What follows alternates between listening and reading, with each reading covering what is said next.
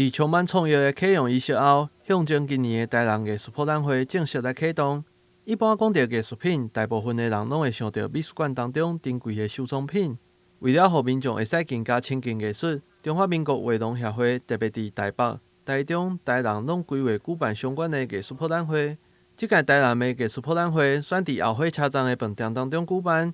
这届的规模也是突破过去有历届上济56件的展商参与。超过200位艺术家，高达1800件的作品，成为一场难得的艺术盛会。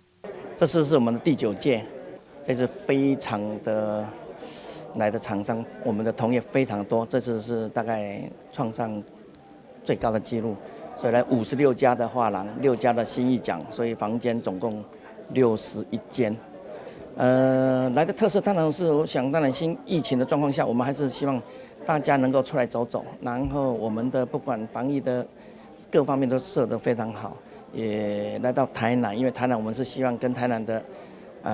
产官来合作嘛，所以他们台南我们不只来带出文化，我也希望把台南的这个旅游，包括美食都带上来，所以这次来到台南，希望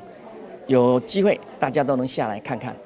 这届展览的方式就是伫饭店当中的11楼到15楼，每一个房间就是一个展览空间，由着56件的展商准备各个艺术家的作品，每一个房间就是一个小型的美术馆。这幅作品是我们马来西亚华人艺术家黄国良的作品《三人之间》。黄国良他是有学了10年的这个整个美术总监，还有10年的这个电影副导演的部分，所以他的整个那种幻象之间，还有这种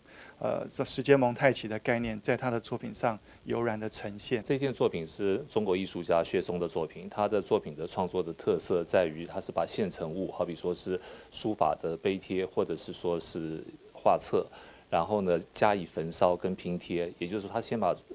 现成物撕成一小块一小块，然后边缘都经过火的燃烧，然后之后再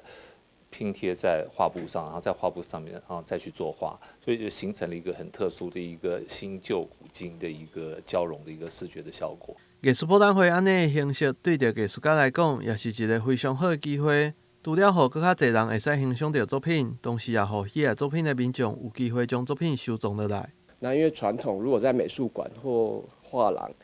基本上一个档期就是1个月，那1个月里面你就是要去分那个少少的数量，那僧多粥少，其实展出机会抢破头啦。就以往的生态可能真的是